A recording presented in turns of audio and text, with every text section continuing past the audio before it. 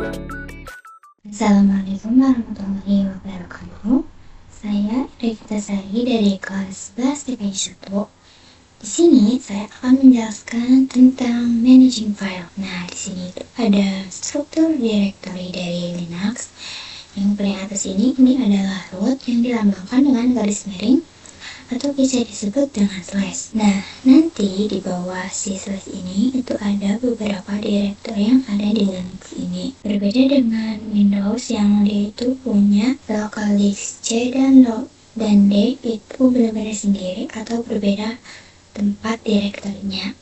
Kalau di Linux, semua directory atau folder itu semuanya ada di slash. Nah, nanti di bawah slash itu ada banyak. Misal di sini ada bin, sbin, home, usr, dan lainnya. Nah, untuk usr ini tuh sama dengan program file di Windows.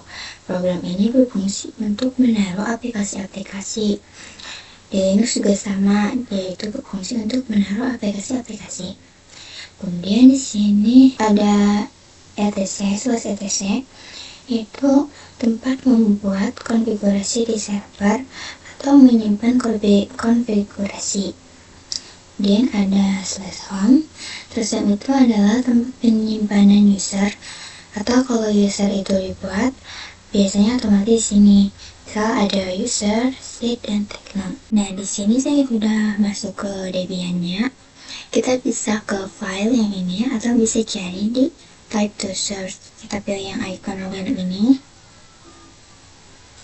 Nah, ini tuh secara default kita itu akan langsung diarahkan pada home ini. Nah, kita bisa cek dengan ke yang 3 titik ini, kemudian pilih yang properties. Nah, di sini itu ada parent folder. Parent folder itu adalah folder yang ada di atas kita, yaitu ada /home. Kemudian jika kita ketik misal ke feature, lalu kita ke properties. Nah, di parent foldernya itu ada /home system. Nah, kita bisa close. Dan sekarang kita akan coba di terminalnya. Kita bisa cari sini. Kita bisa perbesar agar lebih terlihat.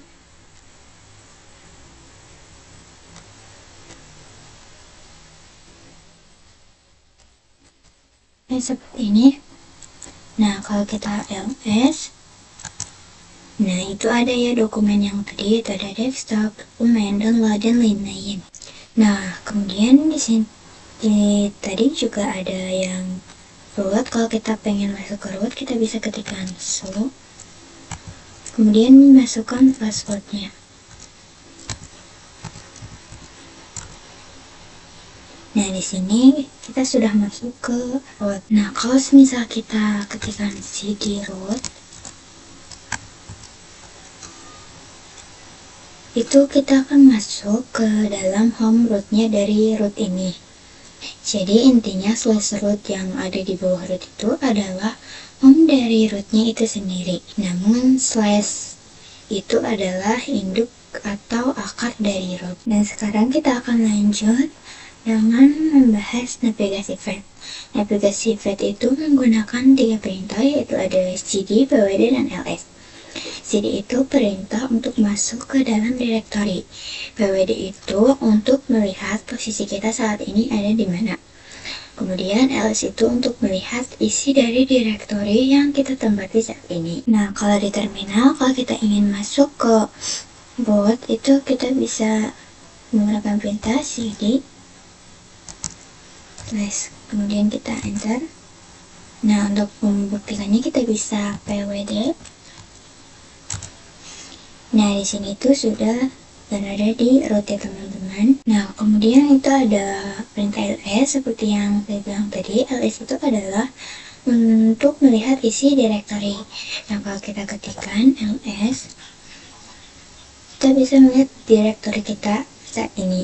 Kita bisa enter. Nah, di sini itu ada banyak ya. Di sini ada bin, boot, dep, etc, dan masih banyak lagi. Untuk masuk ke home, maka perintahnya itu menggunakan cd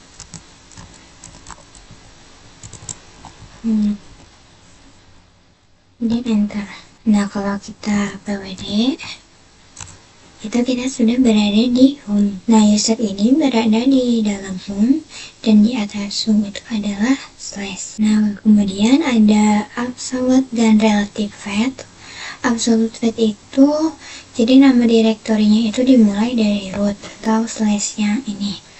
Sedangkan kalau relative path itu dimulai dari current working directory. Jadi tanpa ada rootnya. Nah, di sini kita bisa keluar terlebih dahulu. Kemudian kita query ya. Nah, di sini kita sudah berada di slash home. Kita bisa ls. Nah, di sini tuh ada beberapa directory. Kalau kita masuk ke sana, kita mau masuk ke sana, kita bisa ketikkan cd user saja. Nah, kalau kita mau masuk ke sana, kita bisa ketikkan cd user saja. Seperti ini tanpa perlu menggunakan slash. Nah, yang ini itu barusan menggunakan relative path, jadi kita tidak perlu memasukkan rootnya. Nah, misal kita mau masuk ke slash etc, maka kita harus menggunakan absolute path. Kita harus menggunakan perintah cd slash etc. Kalau kita pwd sekarang itu kita berada di etc, jadi dia dimulai dari rootnya. Misal kalau kita mau ke cd user, lalu kita ketikkan cd user.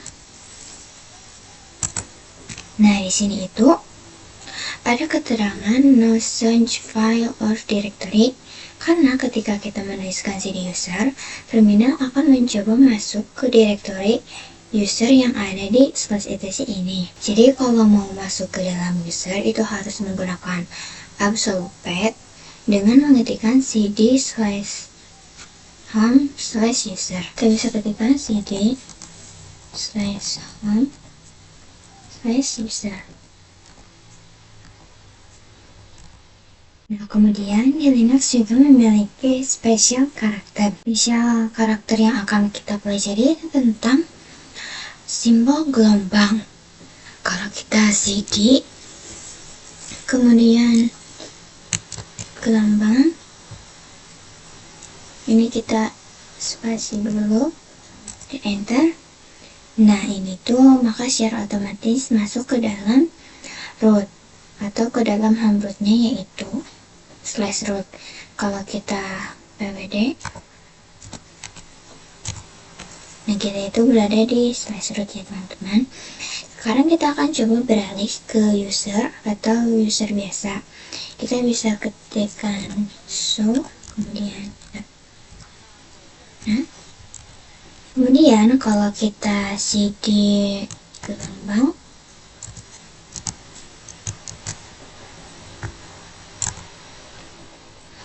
jadi sekarang kita ada di karakter ini. Kalau kita pwd, sekarang kita berada di slash home slash erna, karena bagi erna ini erna dari server ini adalah home user. Kemudian ada karakter titik 1 seperti ini tuh menunjukkan current directory atau istilahnya directory sekarang berada. Kalau misalkan sekarang di sini ls saja, ini bisa melihat isi directory user. Ini ya, kita mengetahui bahwa kita berada di mana. Kalau kita ls saja, ini sama karena kita menunjukkan dari directory yang sekarang. Nah, kalau kita ketik ls titik 1 kemudian enter, ini sama ya dengan ls karena kita menunjukkan dari directory yang sekarang. Kalau titik 2 kali itu parent directory atau directory di atasnya. Jadi, nah kita akan coba ketik cd titik-titik, maka kita akan masuk directory di atasnya. Kalau tadi kita posisinya adalah yang di slash home-nya, langkah karena titik-titik di atas akan ke atasnya, yaitu ke home. Nah, kemudian kita bisa ketikkan show erna. Nah, yang di sini itu usernya yang ada di sini ya teman-teman. Jadi itu tergantung teman-teman mau kasih nama apa. Kalau di sini saya kasih nama Erna. Kemudian kita bisa enter. Lalu kita bisa masukkan passwordnya. Misal kita di sini kita akan masuk ke CD download. Kalau sudah di dalam download, kita ingin kembali ke dalam user, maka kita bisa menggunakan perintah cd titik 2. Maka dia akan kembali ke satu direktori di atas sebelumnya. Jadi karakter khusus yang akan sering digunakan itu adalah gelombang air ini dan titik lalu titik 2. Nah, sekarang kita akan mencoba menggunakan command touch, dimana command touch ini adalah untuk membuat file kosong. Nah, di sini kalau kita pwd, kita itu berada di /home/admin. Kalau kita ls di sini ada beberapa folder atau directory. Sekarang kita akan coba buat suatu file, caranya dengan perintah touch lalu nama filenya. Misal di sini saya akan kasih nama a.txt. Kemudian kita enter. Nah, kita akan coba ls. Nah, kalau di directory itu warnanya biru, kalau file itu warnanya hitam seperti ini. Di sini kita sudah berhasil membuat file a.txt. Kemudian misal di sini saya akan membuat file di dalam dokumen, maka kita bisa masuk dulu ke dokumen. Kita bisa ketik cd documents, kemudian enter. Kemudian kita di sini bisa ketikkan touch p.txt misal. Nah, kalau kita ls di sini itu ada p.txt. Nah, kalau kita pwd, kita itu ada di /home/erna/dokumen, dan kita berhasil membuat p.txt di folder atau directory dokumen. Atau kita bisa menggunakan cara yang kedua, kita tetap berada di /home/erna aja tanpa cd dokumen. Jadi kita bisa cd titik terlebih dahulu. Nah, untuk membuat file di dokumen tanpa harus menggunakan perintah cd dokumen ini, kita bisa menggunakan perintah touch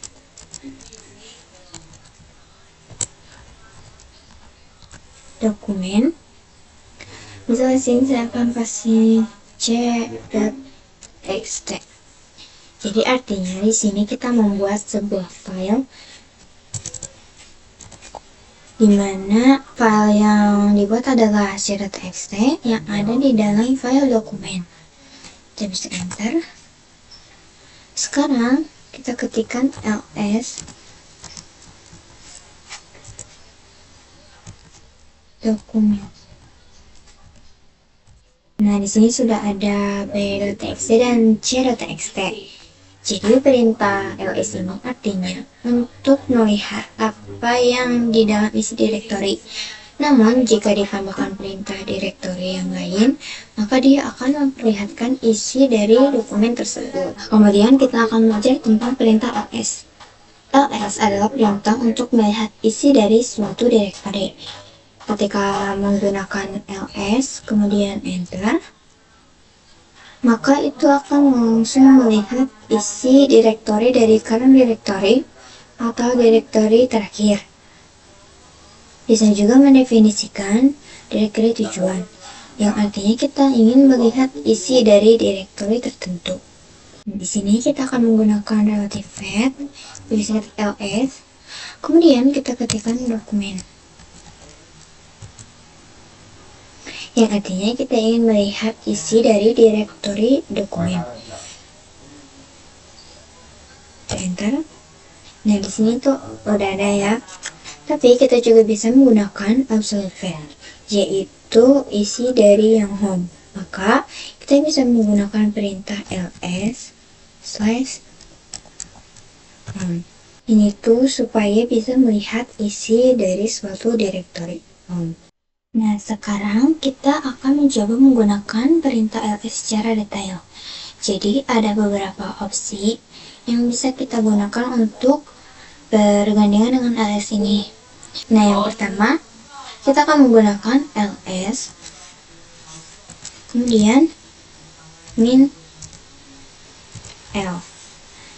Ini adalah perintah untuk melihat isi detail dari file directory.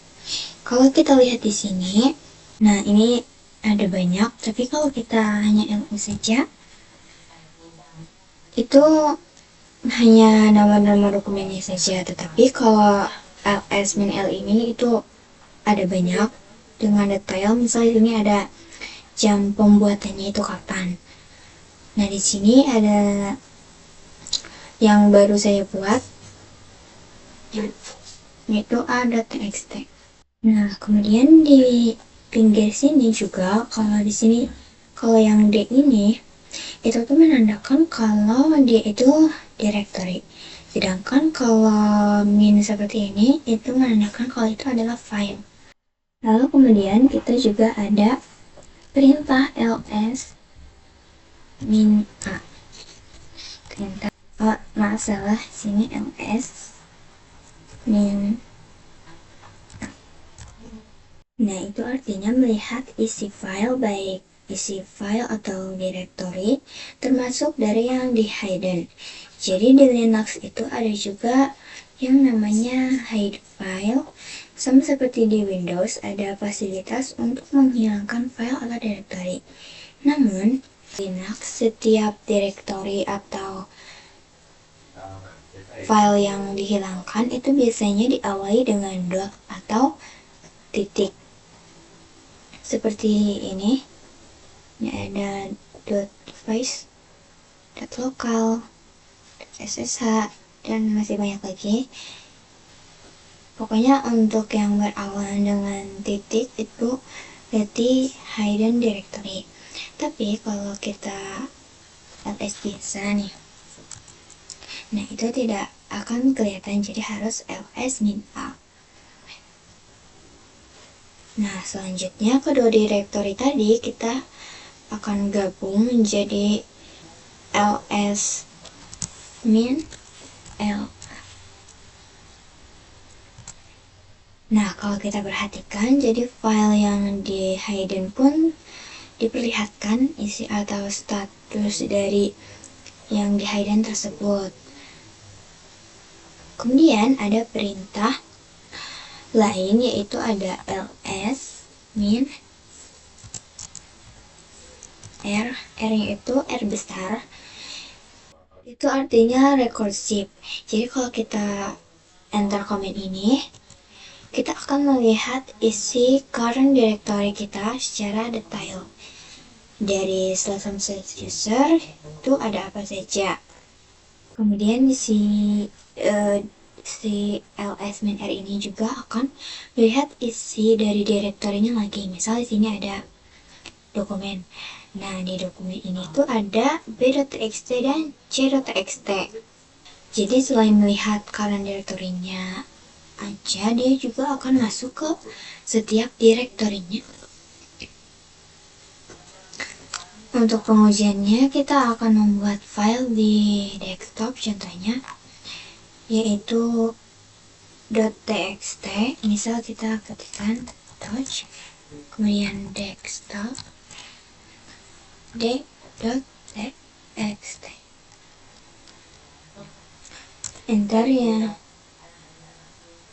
Oh ini salah karena A nya ada 2. Touch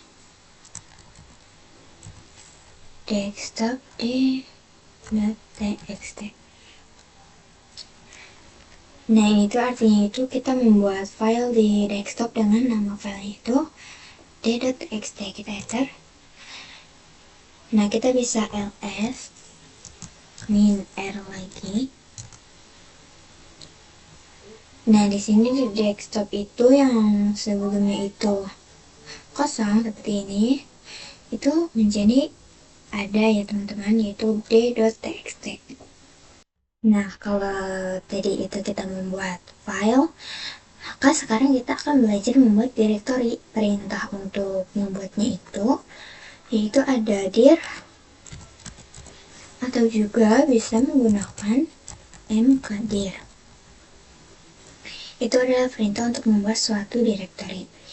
Karena ini sebuah komen, maka dilanjutkan dengan nama directory yang akan dibuatnya. Misalnya dir a. Sini kita ketikkan mkdir dir a, kemudian enter.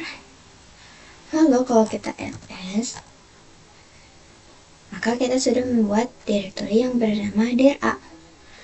Kita juga bisa membuat directory secara bersamaan. Perintahnya itu sama mkdir ditambahkan dengan misal dir b, dir c, dir d. Karena directory yang akan dibuat ini dikasih jarak dengan spasi, maka dia akan menjadi directory baru yang dibuat itu secara bersamaan. Enter. Kemudian kalau kita ls, nah di sini itu kita bisa melihat dir b, dir c, dir d itu dibuat secara bersamaan. Lalu kalau kita lihat dengan menggunakan perintah ls min l, itu kita bisa melihat bahwa dir b, c, d itu dibuat secara bersamaan nih teman-teman. Dir a juga di dalam jam yang sama. Lalu semisal kita mau bikin directory di directory yang lain, misal kita tuh pengen bikin directory di desktop, maka kita bisa menggunakan mkdir desktop dir e. Nah, jadi desktop ini itu nama directory tujuannya. Kemudian dir e itu adalah nama direktorinya. Maka dir e ini dibuat di desktop directory, di directory desktop. Kalau kita ls, itu kan tidak akan terlihat karena ini tuh current directory. Kalau kita ingin melihatnya itu, kita bisa menggunakan ls min r.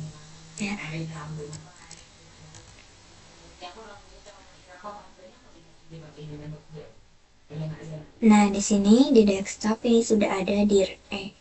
Lalu semisal kita akan membuat directory percabangan. Misal kita akan membuat /home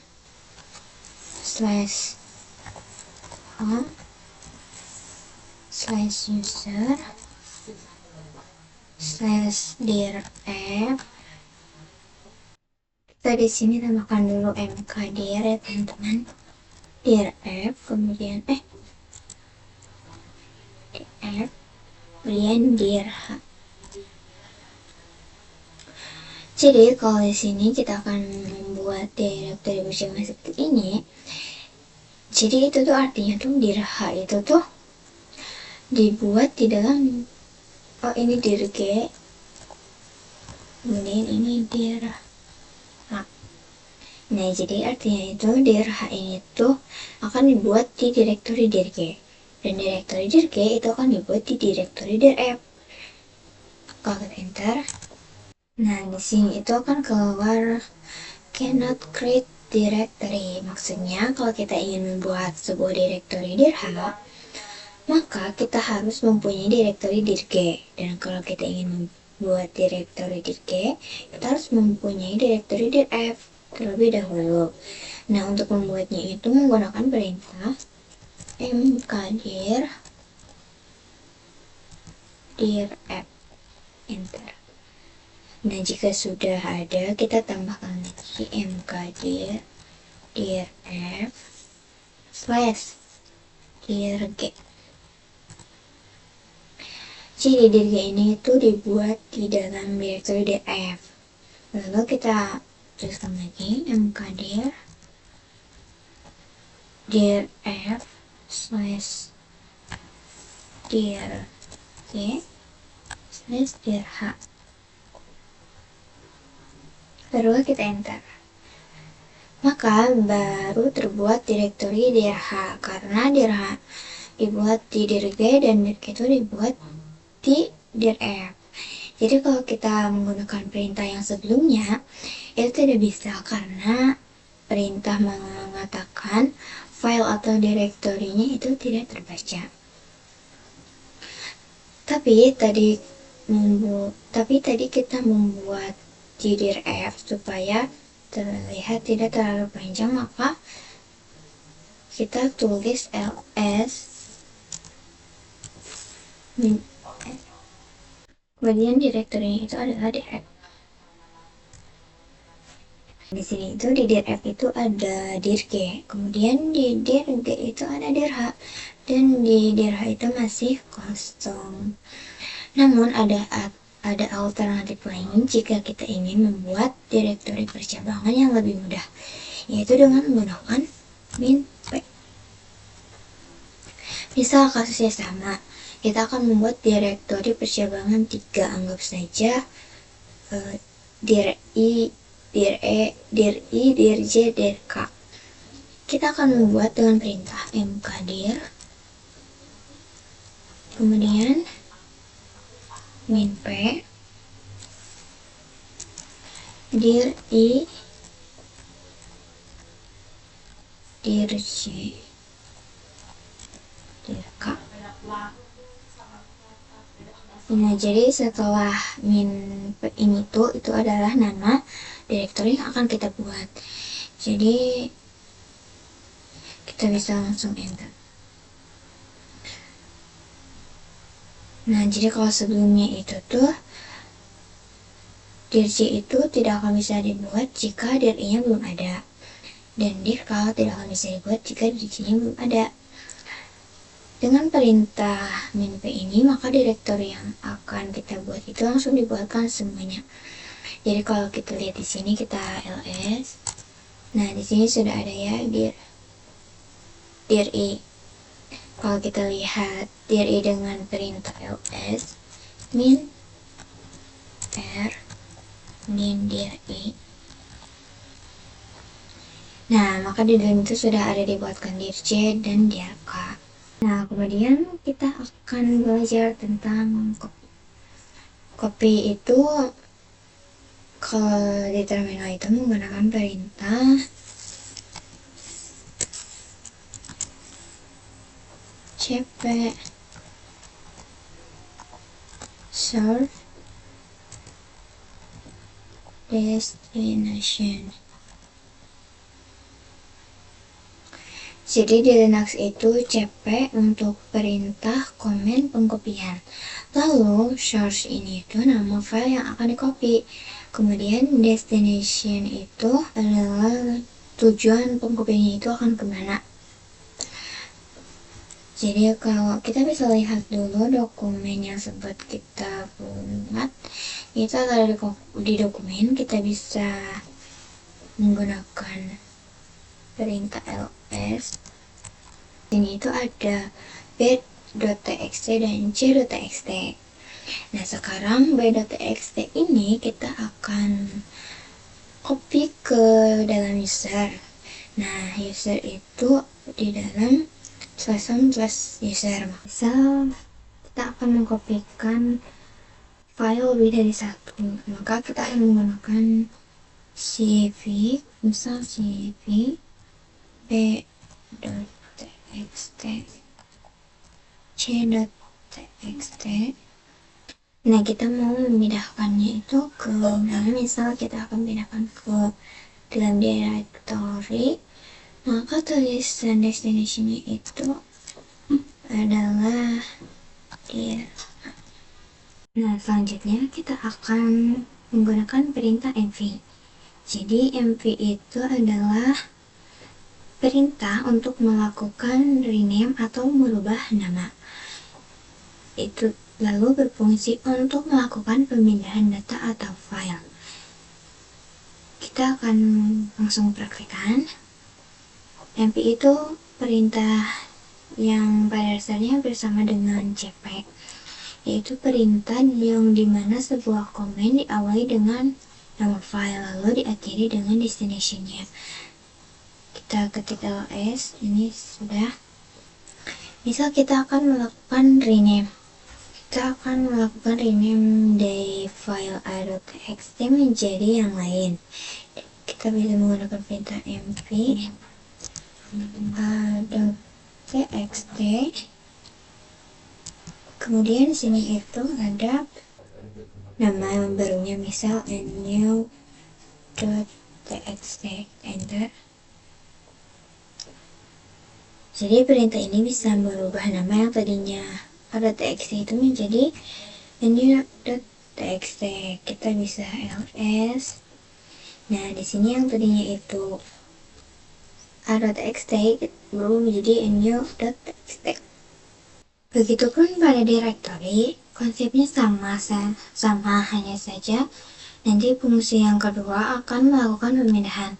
Kalau tadi nama file diubah menjadi nama yang lain, dan ini bisa juga dikombinasikan dengan destination-nya.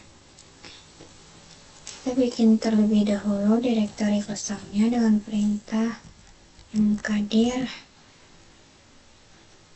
dir misal. Kita ls dir nah, itu masih kosong ya. Kita akan rename. Nah, di sini kita akan menggunakan c.tct itu dipindahkan secara langsung ke dir namun sekaligus rename. Jadi di sini perintahnya itu adalah mv, kemudian c.tct, kemudian dir slash c, misal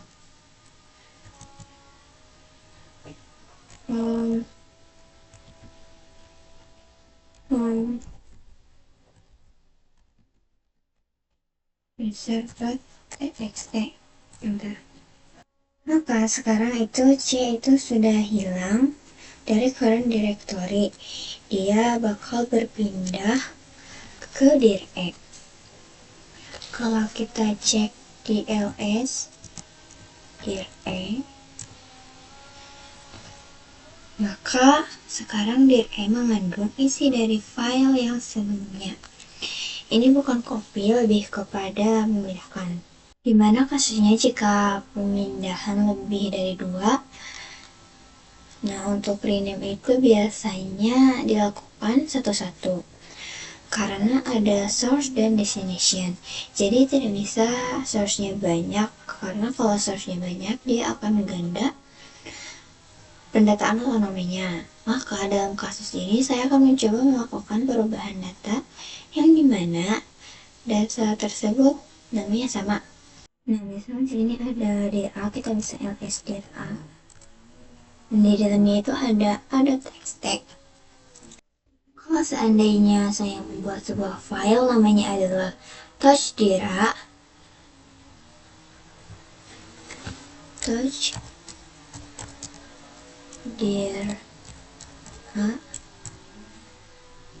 kemudian kita ls. Di sini tidak ada ya, karena nama dir a itu sudah ada, jadi tidak bisa di-copy atau di-rename dengan nama yang sama. Maka dari itu kita akan mencoba pemindahan dari suatu directory ke directory yang lain. Misal di sini ada dir i, kita ls min l dir i. Nah, di dir i ini ada directory dir c. Kemudian di dir c itu ada dir k, dan dir k itu masih kosong. Nah, kita akan memindahkan dir c ini ke dalam dir b. Maka perintahnya itu mv dir i slash dir c. Dan itu mv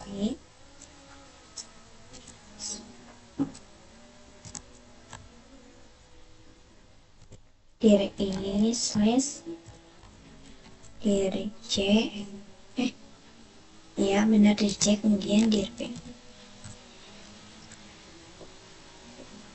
kemudian dia akan terpindah secara otomatis.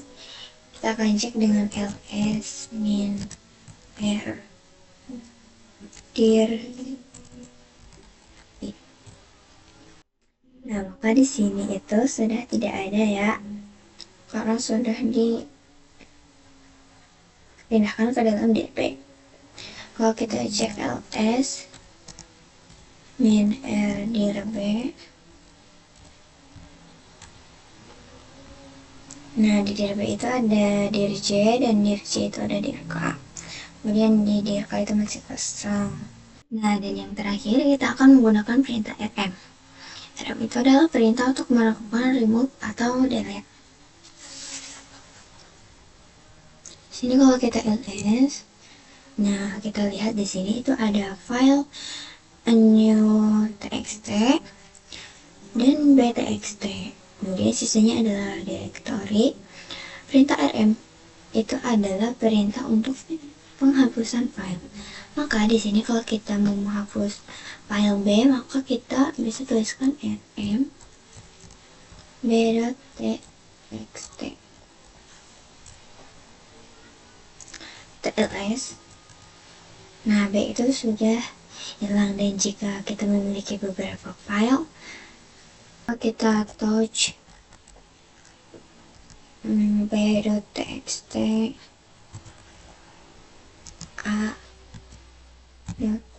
a.txt dan a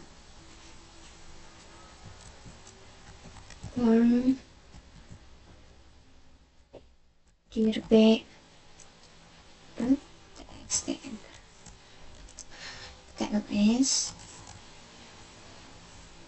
Nah, sebagai contoh di sini kita akan kita memiliki 4 file. Maka untuk 4 file ini bisa dengan menggunakan rm kemudian bintang .txt yang nantinya itu hampir sama dengan perintah kayak cp, dimana setiap yang dituliskan apa saja hanya lalu diakhiri dengan .txt, maka semuanya akan dihapus. Namun jika kita hanya ingin menghapus berisinya a, maka di sini kita bisa ketikkan a. Setiap yang inisial a maka akan dihapus, kemudian enter. Kita cek dengan ls. Maka sekarang sudah tidak ada. Nah, di sini yang tersisa itu hanya b.txt. Lalu bagaimana jika kita ingin remove directory? Kita akan coba remove pada dir i. Kita rm dir i.